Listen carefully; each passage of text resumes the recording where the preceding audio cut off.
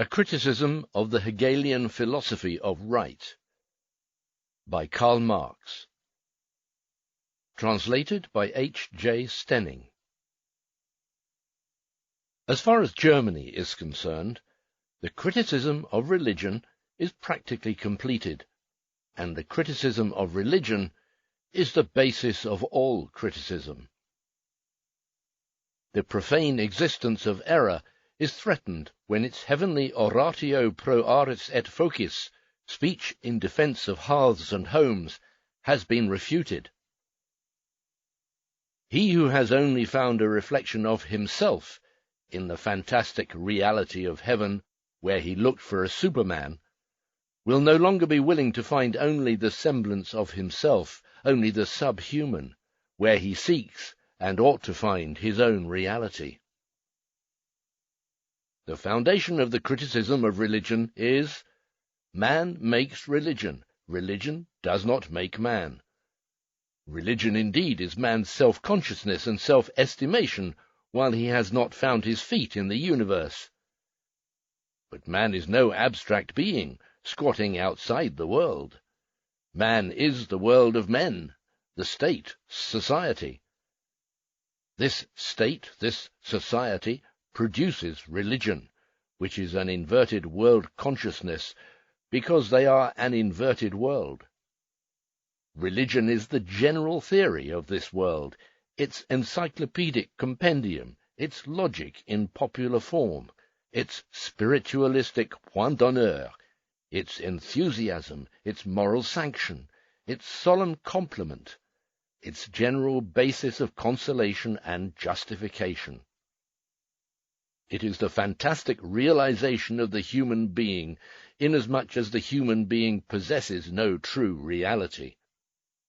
The struggle against religion is therefore indirectly the struggle against that world whose spiritual aroma is religion. Religious misery is in one mouth the expression of real misery, and in another is a protestation against real misery. Religion is the moan of the oppressed creature, the sentiment of a heartless world, as it is the spirit of spiritless conditions. It is the opium of the people. The abolition of religion, as the illusory happiness of the people, is the demand for their real happiness. The demand to abandon the illusions about their condition is a demand to abandon a condition which requires illusions. The criticism of religion therefore contains potentially the criticism of the veil of tears whose aureole is religion. Criticism has plucked the imaginary flowers which adorned the chain, not that man should wear his fetters denuded of fanciful embellishment, but that he should throw off the chain and break the living flower.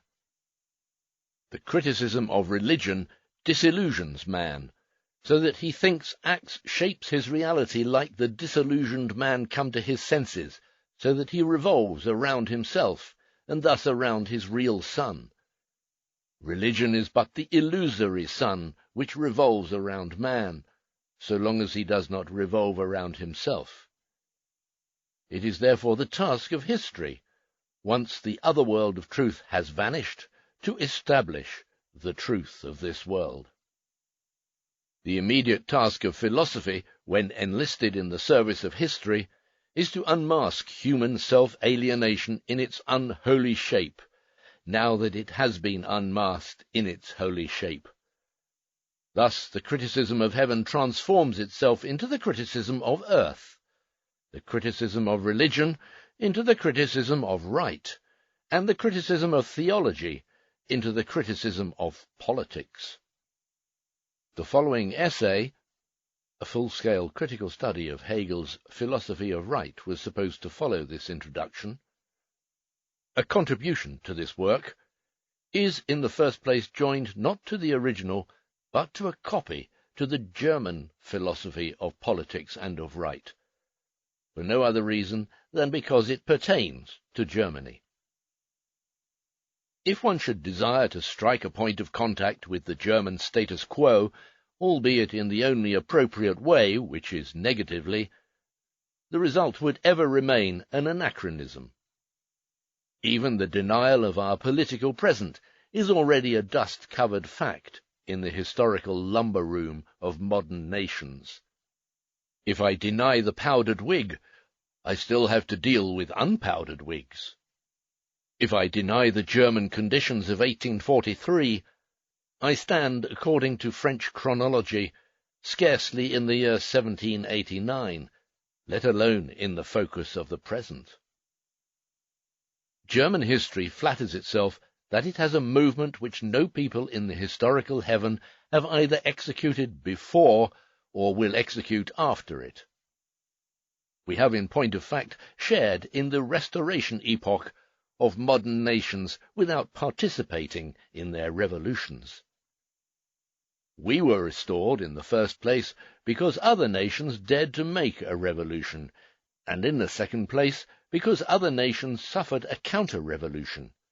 In the first place, because our masters were afraid, and in the second place, because they regained their courage. Led by our shepherds, we suddenly found ourselves in the society of freedom on the day of its interment. As a school which legitimates the baseness of today by the baseness of yesterday, a school which explains every cry of the serf against the knout, or knut, as rebellious, once the knout becomes a prescriptive, a derivative, a historical knout, a school to which history only shows itself a posteriori, like the God of Israel to his servant Moses, the historical juridical school would have invented German history, were it not itself an invention of German history. On the other hand, good-humoured enthusiasts, Teutomaniacs by upbringing and freethinkers by reflection, seek for our history of freedom beyond our history in the Teutonic primeval woods. But in what respect is our freedom history distinguished from the freedom history of the Boer, if it is only to be found in the woods? Moreover, as one shouts into the wood, so one's voice comes back in answer, as the question, so the answer. Therefore, peace to the Teutonic primeval woods. But war to German conditions at all events. They lie below the level of history. They are liable to all criticism, but they remain a subject for criticism just as the criminal who is below the level of humanity remains a subject for the executioner. Grappling with them, criticism is no passion of the head, it is the head of passion. It is no anatomical knife, it is a weapon. Its object is its enemy, which it will not refute, but destroy. For the spirit of the conditions has been refuted. In and for themselves they are no memorable objects, but existences as contemptible as they are despised. Criticism has already settled all accounts with this subject. It no longer figures as an end in itself, but only as a means. Its essential pathos is indignation, its essential work is denunciation. What we have to do is to describe a series of social spheres, all exercising a somewhat sluggish pressure upon each other, a general state of inactive dejection, a limitation which recognizes itself as much as it misunderstands itself, squeezed within the framework of a governmental system which, living on the conservation of all meannesses, is itself nothing less than meanness in government. What a spectacle! On the one hand, the infinitely ramified division of society into the most varied races, which confront each other with small antipathies, bad consciences, and brutal mediocrity, and precisely because of the ambiguous and suspicious positions which they occupy towards each other, such positions, being devoid of all real distinctions, although coupled with various formalities, are treated by their lords as existences on sufferance, and even more, the fact that they are ruled, governed, and owned, they must acknowledge and confess as a favour of heaven. On the other hand, there are those rulers themselves whose greatness is in inverse proportion to their number. The criticism which addresses itself to this object is criticism in hand-to-hand fighting, and in hand-to-hand fighting it is not a question of whether the opponent is a noble opponent of equal birth or an interesting opponent. It is a question of meeting him. It is thus imperative that the Germans should have no opportunity for self-deception and resignation. The real pressure must be made more oppressive by making men conscious of the pressure, and the disgrace more disgraceful by publishing it. Every sphere of German society must be described as the partie honteuse, shameful part, of German society. These petrified conditions must be made to dance by singing to them their own melody. The people must be taught to be startled at their own appearance, in order to implant courage into them. And even for modern nations, this struggle against the narrow-minded actuality of the German status quo cannot be without interest, for the German status quo represents the frank completion of the Ancien Régime, and the Ancien Régime is the concealed defect of the modern state. The struggle against the German political present is the struggle against the past of modern nations, which are still vexed by the recollections of this past. For them, it is instructive to see the Ancien Régime, which enacted its tragedy with them, playing its comedy as the German Revenant. Its history was tragic, so long as it was the pre-existing power of the world, and freedom, on the other hand, a personal invasion, in a word, so long as it believed, and was obliged to believe in its justification. So long as the Ancien Régime, as the existing world order, struggled with a nascent world, historical error was on its side, but not personal perversity. Its downfall was therefore tragic. On the other hand, the present German regime, which is an anachronism, a flagrant contradiction of the generally recognized axiom of the obsolescence of the Ancien Régime, imagines that it believes in itself, and extorts from the world the same homage. If it believed in its own being, would it seek to hide it under the semblance of an alien being, and look for its salvation in hypocrisy and sophistry? The modern Ancien Régime is merely the comedian of a world order whose real heroes are dead. History is thorough, and passes through many phases when it bears an old figure to the grave. The last phase of a world historical figure is its comedy. The gods of Greece, once tragically wounded to death in the chained Prometheus of Aeschylus, were fated to die a comic death in Lucian's dialogues. Why does history take this course? In order that mankind may break away in a jolly mood from its past. In the light of this historical foresight, the political powers of Germany are vindicated.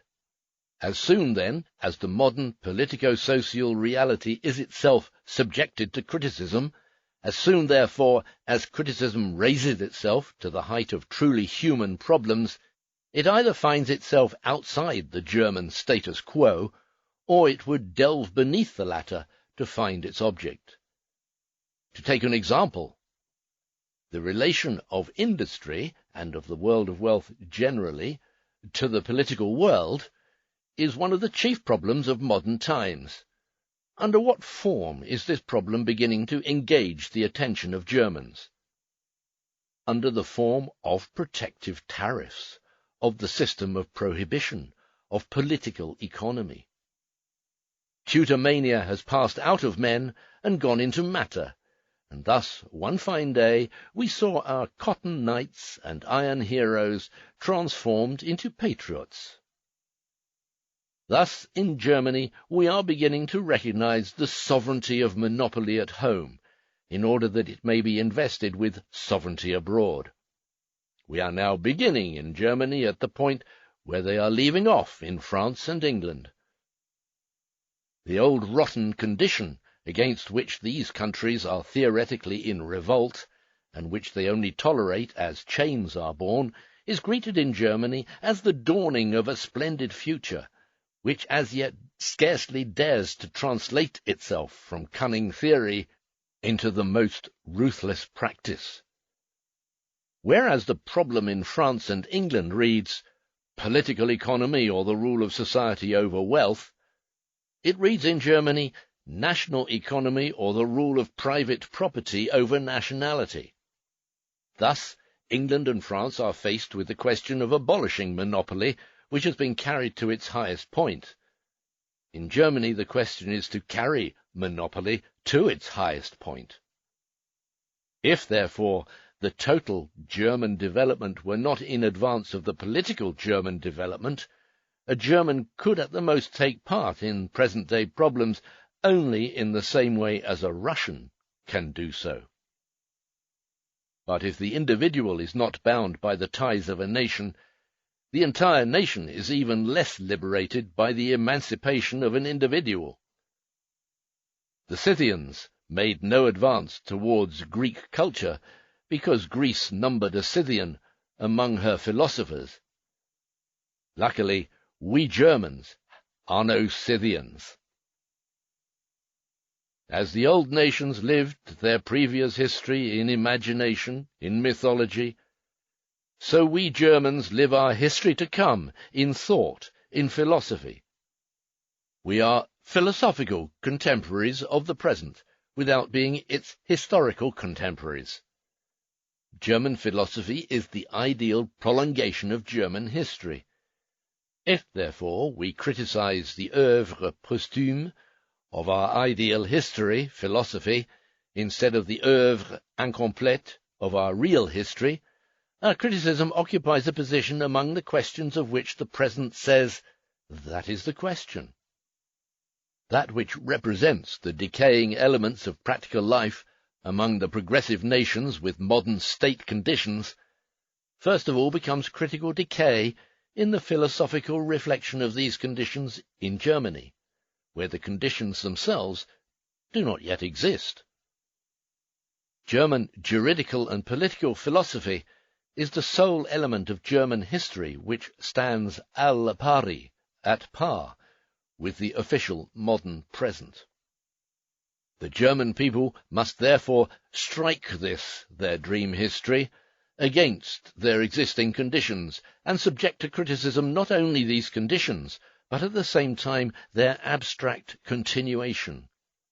Their future can neither be confined to the direct denial of their real, nor to the direct enforcement of their ideal, political and juridical conditions, for they possess the direct denial of their real conditions in their ideal conditions, and the direct enforcement of their ideal conditions they have almost outlived, in the opinion of neighbouring nations.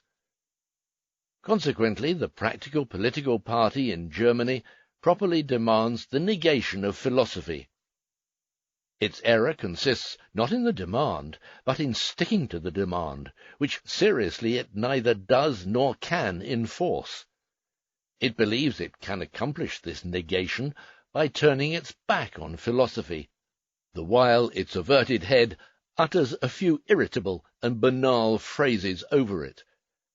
Moreover, its horizon is so limited as to exclude philosophy from the realm of German actuality unless it imagines philosophy to be implied in German practice and in the theories subserving it.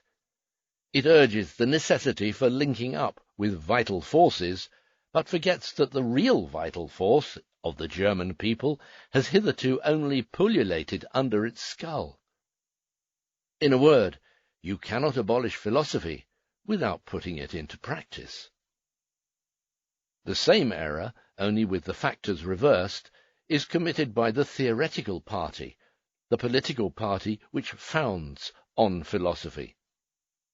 The latter perceives in the present struggle only the critical struggle of philosophy with the German world. It does not suspect that all previous philosophy has itself been a part of this world, and is its complement, if an ideal one. While critical towards its opposing party, it behaves uncritically towards itself. It starts from the assumptions of philosophy, but either refuses to carry further the results yielded by philosophy, or claims as the direct outcome of philosophy results and demands which have been culled from another sphere. We reserve to ourselves a more detailed examination of this party. Its fundamental defect may be reduced to this: it believes it can enforce philosophy without abolishing it. The criticism of German juridical and political philosophy, which has received through Hegel its most consistent, most ample, and most recent shape, is at once both the critical analysis of the modern state and of the actuality which is connected therewith, and in addition, the decisive repudiation of the entire previous mode of the German political and juridical consciousness, whose principal and most universal expression, elevated to the level of a science, is speculative jurisprudence itself. While, on the one hand, speculative jurisprudence, this abstract and exuberant thought process of the modern state, is possible only in Germany, on the other hand, the German conception of the modern state, making abstraction of real men, was only possible because and insofar as the modern state itself makes abstraction of real men, or only satisfies the whole of man in an imaginary manner. Germans have thought in politics what other peoples have done. Germany was their theoretical conscience. The abstraction and arrogance of her thought always kept an even pace with the one-sidedness and stunted growth of her actuality. If, therefore, the status quo of the German civic community expresses the completion of the Ancien Régime, the completion of the pile driven into the flesh of the modern state, the status quo of German political science expresses the inadequacy of the modern state, the decay that is set up in its flesh. As a decisive counterpart of the previous mode of German political consciousness, the criticism of speculative jurisprudence does not run back upon itself, but assumes the shape of problems for whose solution there is only one means: practice. The question arises, can Germany attain to a practice à la hauteur de principe, that is, to a revolution which will not only raise her to the level of modern nations, but to the human level, which will be the immediate future of these nations? The weapon of criticism cannot in any case replace the criticism of weapons. Material force must be overthrown by material force. But theory, too, becomes a material force as soon as it grasps weapons. Theory is capable of grasping weapons as soon as its argument becomes ad hominem, and its argument becomes ad hominem as soon as it becomes radical. To be radical is to grasp the matter by its root. Now the root for mankind is man himself. The evident proof of the radicalism of German theory, and therefore of its practical energy, is its outcome from the decisive and positive abolition of religion. The criticism of religion ends with the doctrine that man is the supreme being for mankind, and therefore with the categorical imperative to overthrow all conditions in which man is a degraded, servile, neglected, contemptible being, conditions which cannot be better described than by the exclamation of a Frenchman on the occasion of a projected dog tax: "Poor dogs, they want to treat you like men." Even historically, theoretical emancipation has a specifically practical significance for Germany. Germany's revolutionary past is particularly theoretical. It is the Reformation. Then it was the monk, and now it is the philosopher, in whose brain the revolution begins. Luther vanquished servility based upon devotion, because he replaced it by servility based upon conviction. He shattered faith in authority, because he restored the authority of faith. He transformed parsons into laymen, because he transformed laymen into parsons. He liberated men from outward religiosity, because he made religiosity an inward affair of the heart. He emancipated the body from chains, because he laid chains upon the heart. But if Protestantism is not the true solution, it was a true formulation of the problem. The question was no longer a struggle between the layman and the parson external to him. It was a struggle with his own inner parson, his parsonic nature. And if the Protestant transformation of German laymen into parsons emancipated the lay popes, the princes, together with their clergy, the privileged and the Philistine, the philosophic transformation of the parsonic Germans into men will emancipate the people. But little as emancipation stops short of the princes, just as little will the secularization of property stop short of church robbery, which was chiefly set on foot by the hypocritical Prussians. Then the Peasants' War, the most radical fact of German history, came to grief on the reef of theology. Today, when theology itself has come to grief, the most servile fact of German history, our status quo, will be shivered on the rock of philosophy. The day before the Reformation, official Germany was the most abject vassal of Rome. The day before its revolution, it is the abject vassal of less than Rome, of Prussia and Austria, of country squires and Philistine. Meanwhile, there seems to be an important obstacle to a radical German revolution. Revolutions, in fact, require a passive element, a material foundation. Theory becomes realized among a people only insofar as it represents the realization of that people's needs. Will the immense cleavage between the demands of the German intellect and the responses of German actuality now involve a similar cleavage of middle-class society from the state and from itself?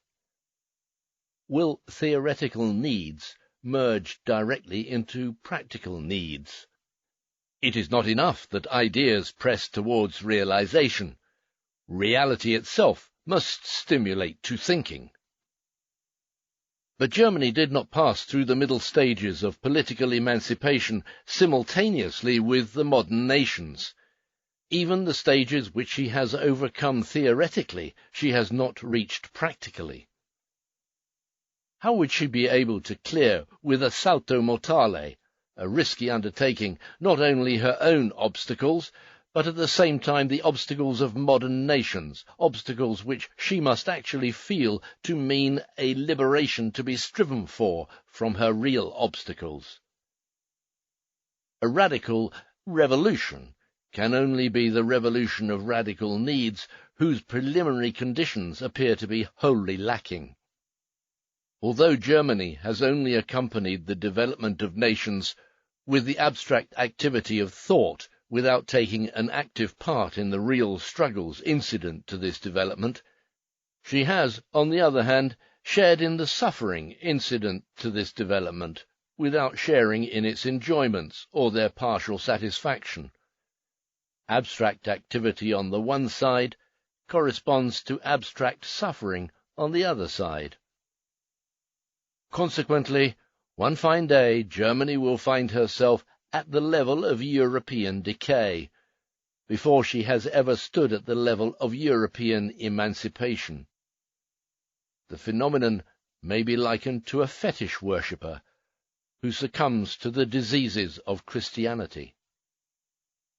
Looking upon German governments, we find that, owing to contemporary conditions, the situation of Germany, the standpoint of German culture, and finally their own lucky instincts, they are driven to combine the civilized shortcomings of the modern state world, whose advantages we do not possess, with the barbarous shortcomings of the Ancien Régime, which we enjoy in full measure, so that Germany is constantly obliged to participate, if not intelligently, at any rate unintelligently, in the state formations which lie beyond her status quo.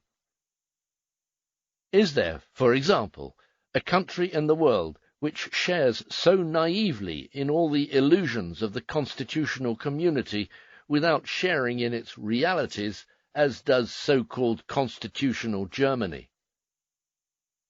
Was it necessary to combine German governmental interference, the tortures of the censorship, with the tortures of the French September laws, which presupposed freedom of the press? Just as one found the gods of all nations in the Roman pantheon, so will one find the flaws of all state forms in the Holy Roman German Empire. That this eclecticism will reach a point hitherto unsuspected is guaranteed in particular by the politico-aesthetic gourmandery of a German king, who thinks he can play all the parts of monarchy, both of the feudal and the bureaucratic, both of the absolute and the constitutional, of the autocratic as of the democratic, if not in the person of his people, then in his own person, if not for the people, then for himself. Germany, as the embodiment of the defect of the political present, constituted in her own world, will not be able to overthrow the specifically German obstacles without overthrowing the general obstacles of the political present. It is not the radical revolution which is a utopian dream for Germany, not the general human emancipation, but rather the partial, the merely political revolution, the revolution which leaves the pillars of the house standing. Upon what can a partial, a merely political revolution base itself? Upon the fact that a part of bourgeois society could emancipate itself and attain to general rulership, upon the fact that, by virtue of its special situation, a particular class could undertake the general emancipation of society. This class would liberate the whole of society, but only upon the assumption that the whole of society found itself in the situation of this class, and consequently possessed money and education, for instance, or could acquire them if it liked. No class in bourgeois society can play this part without setting up a wave of enthusiasm in itself and among the masses, a wave of feeling wherein it would fraternize and commingle with society in general, and would feel and be recognized as society's general representative, a wave of enthusiasm wherein its claims and rights would be in truth the claims and rights of society itself, wherein it would really be the social head and the social heart. Only in the name of the general rights of society can a particular class vindicate for itself the general rulership. Revolutionary energy and intellectual self-confidence are not sufficient by themselves to enable a class to attain to this emancipatory position, and thereby exploit politically all social spheres in the interest of its own sphere. In order that the revolution of a people should coincide with the emancipation of a special class of bourgeois society, it is necessary for a class to stand out as a class representing the whole of society. This further involves, as its obverse side, the concentration of all the defects of society in another class, and this particular class must be the embodiment of the general social obstacles and impediments. A particular social sphere must be identical with the notorious crime of society as a whole, in such wise that the emancipation of this sphere would appear to be the general self-emancipation. In order that one class should be the class of emancipation par excellence, another class must contrariwise be the class of manifest subjugation. The negative general significance of the French nobility and the French clergy was the condition of the positive general significance of the class of the bourgeoisie, which was immediately encroaching upon and confronting the former. But in Germany, every class lacks not only the consistency, the keenness, the courage, the ruthlessness, which might stamp it as the negative representative of society. It lacks equally that breadth of soul which would identify it, if only momentarily, with the popular soul, that quality of genius which animates material power until it becomes political power, that revolutionary boldness which hurls at the opponent the defiant words, "I am nothing, and I have to be everything." But the stock-in-trade of German morality and honour, not only as regards individuals, but also as regards classes, constitutes rather that modest species of egoism which brings into prominence its own limitations. The relation of the various spheres of German society is therefore not dramatic, but epic.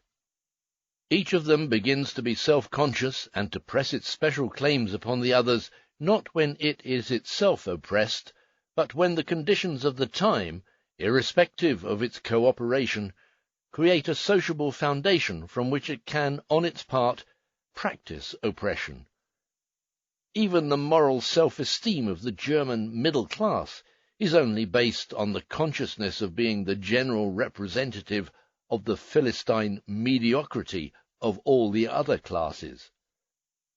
Consequently, it is not only the German kings who succeed to the throne mat à propos, but it is every sphere of bourgeois society which experiences its defeat before it celebrates its victory, develops its own handicaps before it overcomes the handicaps which confront it, asserts its own narrow-minded nature before it can assert its generous nature, so that even the opportunity of playing a great part is always past before it actually existed, and each class, so soon as it embarks on a struggle with the class above it, becomes involved in a struggle with the class below it.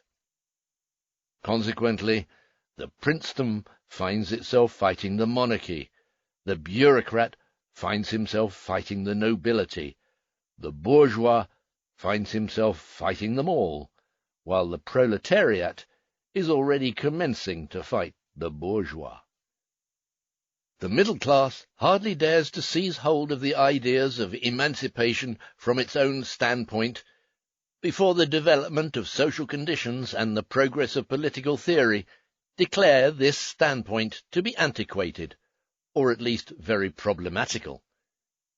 In France, partial emancipation is the basis of universal emancipation.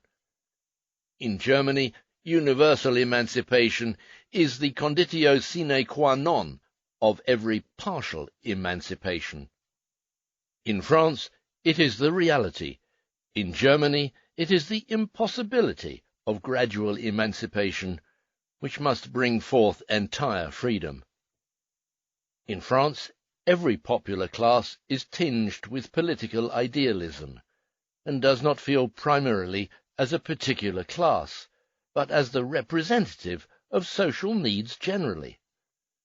The role of emancipator, therefore, flits from one class to another of the French people in a dramatic movement, until it eventually reaches the class which will no longer realize social freedom upon the basis of certain conditions lying outside of mankind and yet created by human society, but will rather organize all the conditions of human existence upon the basis of social freedom. In Germany, on the other hand, where practical life is as unintellectual as intellectual life is unpractical, no class of bourgeois society either feels the need or possesses the capacity for emancipation, unless driven thereto by its immediate position, by material necessity, by its chains themselves. Wherein, therefore, lies the positive possibility of German emancipation? Answer: in the formation of a class in radical chains, a class which finds itself in bourgeois society, but which is not of it, an order which shall break up all orders, a sphere which possesses a universal character by virtue of its universal suffering, which lays claim to no special right, because no particular wrong, but wrong in general, is committed upon it, which can no longer invoke a historical title, but only a human title, which stands not in a one-sided antagonism to the consequences, but in a many-sided antagonism to the assumptions of the German community. A sphere, finally, which cannot emancipate itself without emancipating all the other spheres of society, which represents, in a word, the complete loss of mankind, and can therefore only redeem itself through the complete redemption of mankind. The dissolution of society, reduced to a special order, is the proletariat. The proletariat arises in Germany only with the beginning of the industrial movement. For it is not poverty resulting from natural circumstances, but poverty artificially created, not the masses who are held down by the weight of the social system, but the multitude released by the acute break-up of society, especially of the middle class, which gives rise to the proletariat. When the proletariat proclaims the dissolution of the existing order of things, it is merely announcing the secret of its own existence, for it is in itself the virtual dissolution of this order of things. When the proletariat desires the negation of private property, it is merely elevating to a general principle of society what it already involuntarily embodies in itself as the negative product of society. With respect to the nascent world, the proletariat finds itself in the same position as the German king occupies with respect to the departed world, when he calls the people his people, just as he calls a horse his horse. In declaring the people to be his private property, the king acknowledges that private property is king. Just as philosophy finds in the proletariat its material weapons, so the proletariat finds in philosophy its intellectual weapons. And as soon as the lightning of thought has penetrated into the flaccid popular soil, the elevation of Germans into men will be accomplished. Let us summarize the result at which we have arrived. The only liberation of Germany that is practical or possible is a liberation from the standpoint of the theory that declares man to be the supreme being of mankind. In Germany, emancipation from the Middle Ages can only be effected by means of emancipation from the results of a partial freedom from the Middle Ages. In Germany, no brand of serfdom can be extirpated without extirpating every kind of serfdom. Fundamental Germany cannot be revolutionized without a revolution in its basis. The emancipation of Germans is the emancipation of mankind. The head of this emancipation is philosophy. Its heart is the proletariat. Philosophy cannot be realized without the abolition of the proletariat. The proletariat cannot abolish itself without realizing philosophy. When all the inner conditions are fulfilled, the German day of resurrection will be announced by the crowing of the Gallic cock.